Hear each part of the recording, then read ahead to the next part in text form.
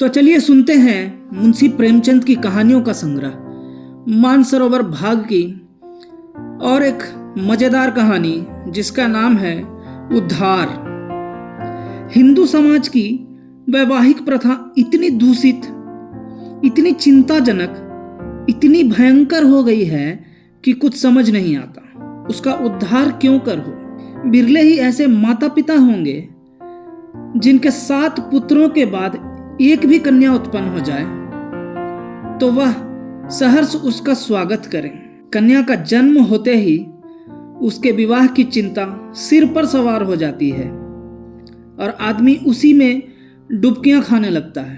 अवस्था इतनी निराशमय और भयानक हो गई है कि ऐसा माता पिताओं की कमी नहीं है जो कन्या की मृत्यु पर हृदय से प्रसन्न होते हैं, मानो सिर से बाधा टली। इसका कारण केवल यही है कि दहेज की दर दिन दुनी रात चौगनी, पावस काल के जल गुजरे की 1 या 2 हजारों तक नौबत पहुंच गई है। अभी बहुत दिन नहीं गुजरे कि 1 या 2 हजार रुपए दहेज केवल बड़े घरों की बात थी। छोटी छोटी शादियों 500 से 1000 तक तय हो जाती थी। अब मामूली मामूली विवाह भी 3-4 हजार के नीचे तय नहीं होते। खर्च का तो यह हाल है और शिक्षित समाज की निर्धनता और दरिद्रता दिन बढ़ती जाती है। इसका अंत क्या होगा ईश्वर ही जाने। बेटे 1 दर्जन भी हो तो माता पिता को चिंता नहीं होती। वह अपने ऊपर उनके विवाह भार का अनिवार्य नहीं समझते। यह उसके लिए कंपलसरी विषय नहीं, ऑप्शनल विषय है। होगा तो कर देंगे, नहीं कह देंगे बेटा खाओ कमाओ, कमाई हो तो विवाह कर लेना। बेटों की कुचरित्रता कलंक की बात नहीं समझी जाती, लेकिन कन्या का विवाह तो करना ही पड़ेगा। उससे भागकर कहां जाएंगे। अगर विवाह में विलंब हुआ और कन्या के पांव कहीं ऊंचे नीचे पड़ गए तो फिर कुटुंब की नाक कट गई। वह पतित हो गया, टाट बाहर कर दिया गया। अगर वह इस दुर्घटना को सफलता के साथ गुप्त रख सका तब तो कोई बात नहीं, उसको कलंकित करने का किसी का साहस नहीं। लेकिन अभाग्यवश यदि वह इसे छिपा ना सका, भांडा फोड़ हो गया, तो फिर माता पिता के लिए, भाई बंधु के लिए संसार में मुंह दिखाने को नहीं रहता। कोई अपमान इससे दुस्सह, कोई विपत्ति इससे भीषण नहीं, किसी भी व्याधि की इससे भयंकर कल्पना नहीं की जा सकती। लुत्फ तो यह है कि जो लोग बेटियों के विवाह की कठिनाइयों को भोग चुके होते हैं वही अपने बेटों के विवाह के अवसर पर बिल्कुल भूल जाते हैं कि हमें कितनी ठोकरें खानी पड़ी थी। जरा भी सहानुभूति नहीं प्रकट करते, बल्कि कन्या के विवाह में जो तावान उठाया था उसे चक्रवृद्धि ब्याज के साथ बेटे के विवाह में वसूल करने पर कटिबद्ध हो जाते हैं। कितने ही माता पिता इसी चिंता में ग्रहण कर लेता है। कोई बूढ़े के गले कन्या को मढ़कर अपना गला छुड़ाता है। पात्र कुपात्र के विचार करने का मौका कहाँ, ठेलम ठेल है। मुंशी गुजारी लाल ऐसे ही हतभागे पिताओं में थे। यूं उनकी स्थिति बुरी ना थी, 200-250 रुपये महीने वकालत से पीट लेते थे, पर खानदानी आदमी थे, उदार हृदय। बहुत किफायत करने पर भी माकुल बचत न हो सकती थी। संबंधियों का आदर सत्कार न करें तो नहीं बनता, मित्रों की खातिरदारी ना करें तो नहीं बनता। फिर ईश्वर के दिए हुए 2 पुत्र थे, उनका पालन पोषण, शिक्षण का भार था। क्या करते। पहली कन्या का विवाह टेढ़ी खीर हो रहा था। यह आवश्यक था कि विवाह अच्छे घराने में हो, अन्यथा लोग हंसेंगे और अच्छे घराने के लिए कम से कम 5000 का तखमीना था। उधर पुत्री सयानी होती जाती थी। वह अनाज जो लड़के खाते थे वह भी खाती थी, लेकिन लड़कों को देखो तो जैसे सूखों का रोग लगा हो। और लड़की शुक्ल पक्ष का चांद हो रही थी। बहुत दौड़ धूप करने पर बेचारे को एक लड़का मिला। बाप आबकारी के विभाग में 400 रुपये का नौकर था। लड़का सुशिक्षित। स्त्री से आकर बोले, लड़का तो मिला और घर बार एक भी काटने योग्य नहीं, पर कठिनाई यही है कि लड़का कहता है मैं अपना विवाह न करूंगा। बाप ने समझाया, मैंने कितना समझाया, औरों ने समझाया, पर वह टस से मस नहीं होता। कहता है मैं कभी विवाह न करूंगा। समझ में नहीं आता विवाह से क्यों इतनी घृणा करता है। कोई कारण नहीं बतलाता, बस यही कहता है मेरी इच्छा। माँ बाप का इकलौता लड़का है, उनकी परम इच्छा है कि इसकी विवाह हो जाए, पर करें क्या। यूं उन्होंने फलदान तो रख लिया है, पर मुझसे कह दिया है कि लड़का स्वभाव का हठीला है, अगर ना मानेगा तो फलदान आपको लौटा दिया जाएगा। स्त्री ने कहा, तुमने लड़के को एकांत में बुलवाकर पूछा नहीं? गुलजारी लाल, बुलाया था, बैठा रोता रहा, फिर उठकर चला गया। तुमसे क्या कहूं, उसके पैरों पर गिर पड़ा, लेकिन बिना कुछ कहे उठकर चला गया। स्त्री, देखो इस लड़की के पीछे क्या क्या झेलना पड़ता है। गुलजारी लाल, कुछ नहीं, आजकल के लौंडे सैलानी होते हैं। अंग्रेजी पुस्तकों में पढ़ते हैं कि विलायत में कितने ही लोग अविवाहित रहना ही पसंद करते हैं। बस यही सनक सवार हो जाती है कि निर्द्वंद रहने में ही जीवन की सुख और शांति है। जितनी मुसीबतें हैं वह सब विवाह ही में है। मैं भी कॉलेज में था तब सोचा करता था कि अकेला रहूंगा और मजे से सैर सपाटा करूंगा। स्त्री, है तो वास्तव में बात यही। विवाह ही तो सारी मुसीबतों की जड़ है। तुमने विवाह न किया होता तो क्यों ये चिंताएं होती। मैं भी कुंवारी रहती तो चैन करती। इसके 1 महीना बाद मुंशी गुलजारी लाल के पास वर ने यह पत्र लिखा। पूज्यवर, सादर प्रणाम। मैं आज बहुत असमंजस में पढ़कर यह पत्र लिखने का साहस कर रहा हूँ। इस धृष्टता को क्षमा कीजिएगा। आपके जाने के बाद से मेरे पिताजी और माताजी दोनों मुझ पर विवाह करने के लिए नाना प्रकार से दबाव डाल रहे हैं। माताजी रोती है, पिताजी नाराज होते हैं। वह समझते हैं कि मैं अपनी जिद के कारण विवाह से भागता हूँ। कदाचित उन्हें यह भी संदेह हो रहा है कि मेरा चरित्र भ्रष्ट हो गया है। मैं वास्तविक कारण बताते हुए डरता हूँ कि इन लोगों को दुख होगा और आश्चर्य नहीं है कि शोक में उनके प्राणों पर ही बन जाए। इसलिए अब तक मैंने जो बात गुप्त रखी थी वह आज विवश होकर आपसे प्रकट करता हूँ और आपसे साग्रह निवेदन करता हूँ कि आप इसे गोपनीय समझिएगा और किसी दशा में भी उन लोगों के कानों में इसकी भनक न पड़ने दीजिएगा। जो होना है वह तो होगा, पहले ही से क्यों उन्हें शोक में डुबाऊं। मुझे 5-6 महीनों से यह अनुभव हो रहा है कि मैं क्षय रोग से ग्रसित हूँ। उसके सभी लक्षण प्रकट होते जाते हैं। डॉक्टरों की भी यही राय है। यहाँ सबसे अनुभवी जो 2 डॉक्टर हैं, उन दोनों ही से मैंने अपनी आरोग्य परीक्षा कराई और दोनों ही ने स्पष्ट कहा कि तुम्हें सील है। अगर माता पिता से यह कह दूं तो वह रो रो कर मर जाएंगे। जब यह निश्चय है कि मैं संसार में थोड़े ही दिनों का मेहमान हूं, तो मेरे लिए विवाह की कल्पना करना भी पाप है। संभव है कि मैं विशेष प्रयत्न करके 1-2 साल जीवित रहूं, पर वह दशा और भी भयंकर होगी, क्योंकि अगर कोई संतान हुई तो वह भी मेरे संसार से अकाल मृत्यु पाएगी और कदाचित स्त्री को भी इसी रोग राक्षस का भक्ष्य बनना पड़े। मेरे अविवाहित रहने से जो बीतेगी मुझ पर बीतेगी।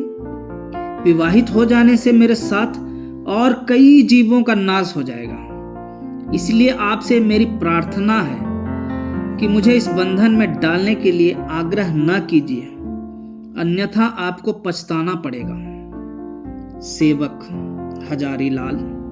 पत्र पढ़कर गुलजारी लाल ने स्त्री की ओर देखा और बोले, इस पत्र के विषय में तुम्हारा क्या विचार है? स्त्री, मुझे तो ऐसा मालूम होता है कि उसने बहाना रचा है। गुलजारी लाल, बस बस, ठीक यही मेरा भी विचार है। उसने समझा है कि बीमारी का बहाना कर दूंगा तो आप ही हट जाएंगे। असल में बीमारी कुछ नहीं, मैंने तो देखा ही था, चेहरा चमक रहा था। बीमार का मुंह छिपा नहीं रहता। स्त्री, राम नाम लेके विवाह करो, कोई किसी का भाग्य थोड़े ही पढ़े बैठा है। गुलजारी लाल, यही तो मैं सोच रहा हूं। स्त्री, न हो किसी डॉक्टर से लड़के को दिखाओ, कहीं सचमुच यह बीमारी हो तो बेचारी अम्बा कहीं की ना रहे। गुलजारी लाल, तुम भी पागल हो क्या? सब हिले हवाले हैं। इन छोकरों के दिल का हाल मैं खूब जानता हूं। सोचता होगा अभी सैर सपाटे कर रहा हूं, विवाह हो जाएगा तो यह गुलछर्रे कैसे उड़ेंगे। स्त्री, तो शुभ मुहूर्त देखकर लगन भिजवाने की तैयारी करो। हजारी लाल बड़े धर्म संदेह में था।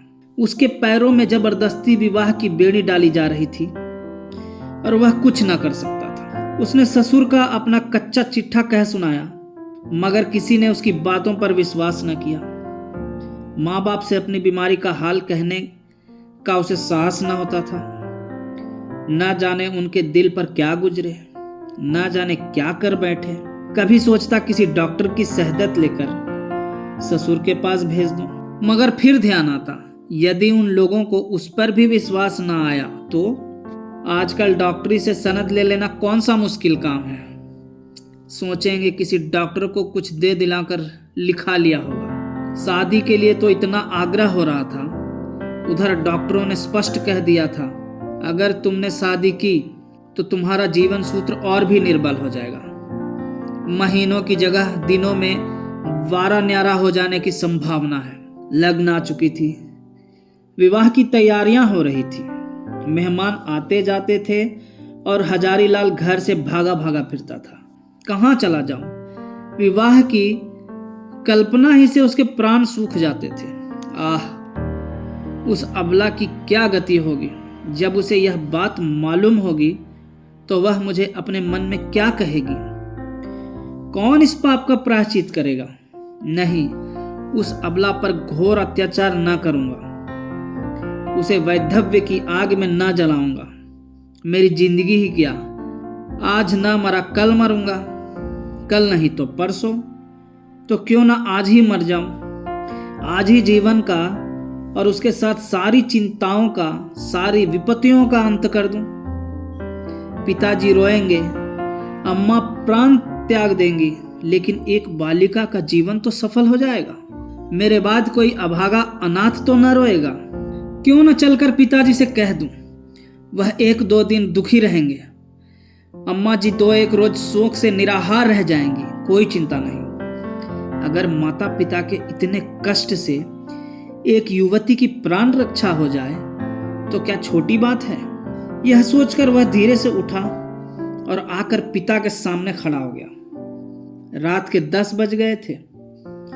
बाबू दरबारी लाल चारपाई पर लेटे हुए हुक्का पी रहे थे।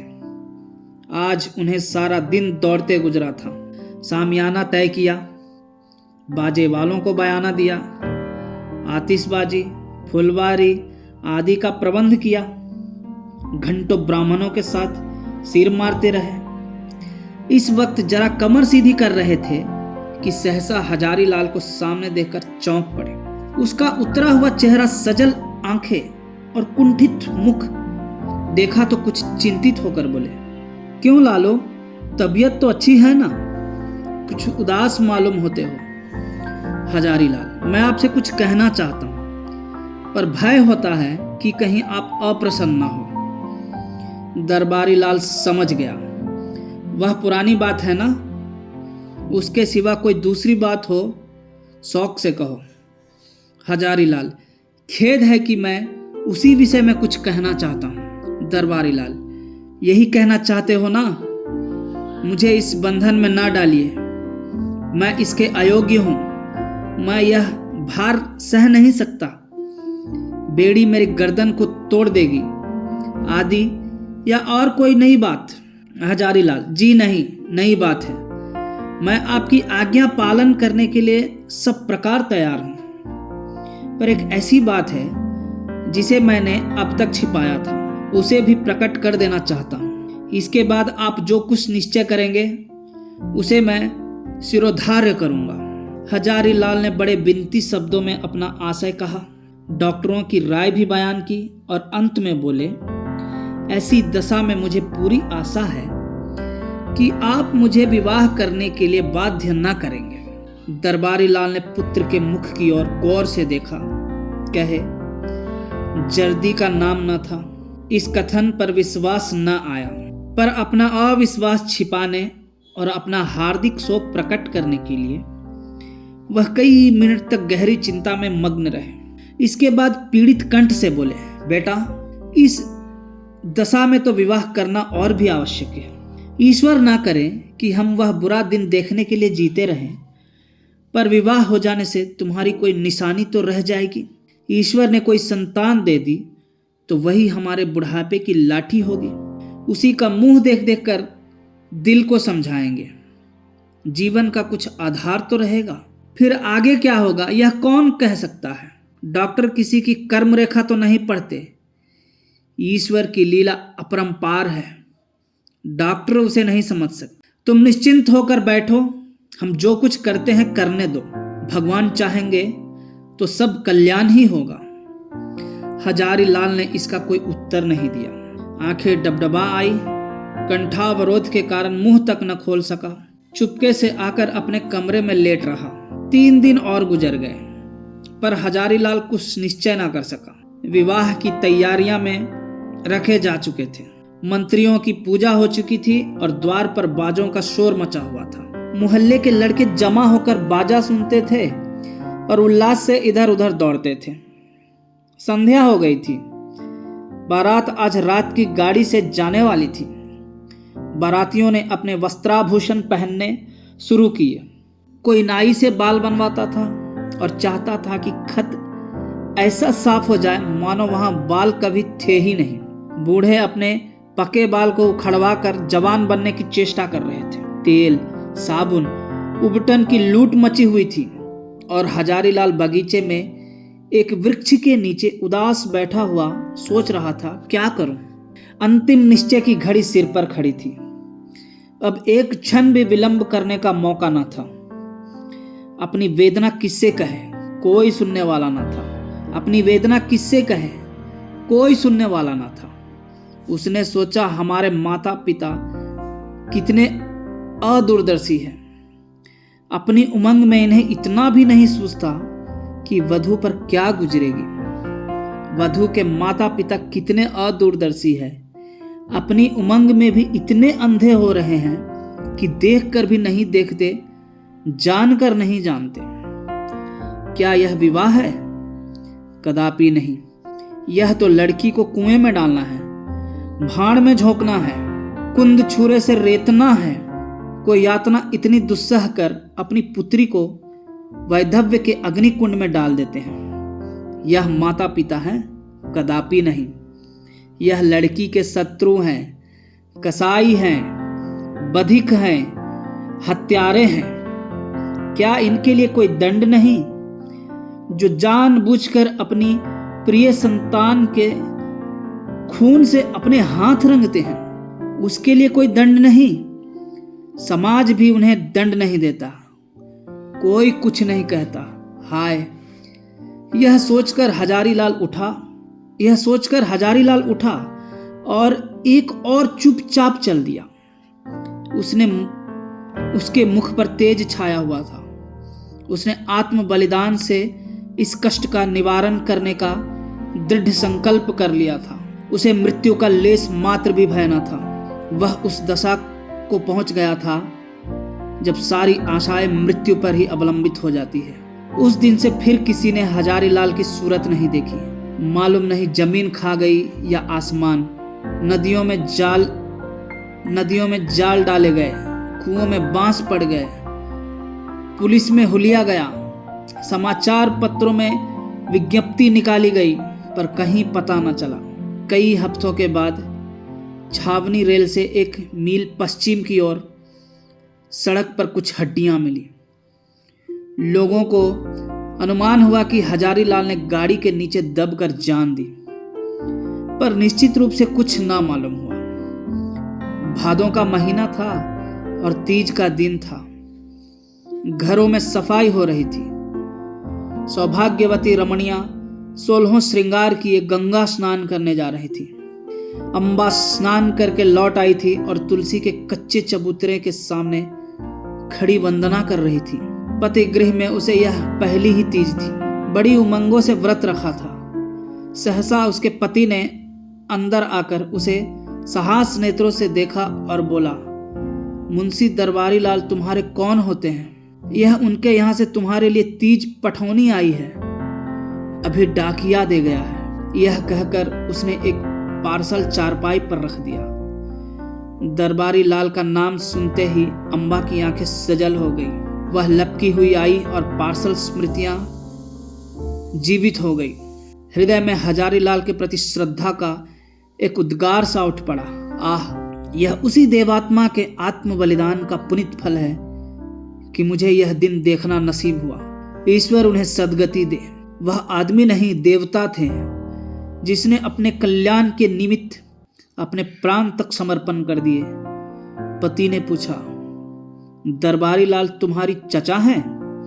अम्बा, हाँ। पति, इस पत्र में हजारी लाल का नाम लिखा है, यह कौन है? अम्बा, यह मुंशी दरबारी लाल के बेटे हैं। पति, तुम्हारे चचेरे भाई? अम्बा, नहीं, मेरे परम दयालु उद्धारक, जीवनदाता, मुझे अथाह जल में डूबने से बचाने वाले, मुझे सौभाग्य का वरदान देने वाले। पति ने इस भाव कहा मानो कोई भूली हुई बात याद आ गई हो। आह, मैं समझ गया, वास्तव में वह मनुष्य नहीं देवता थे। धन्यवाद।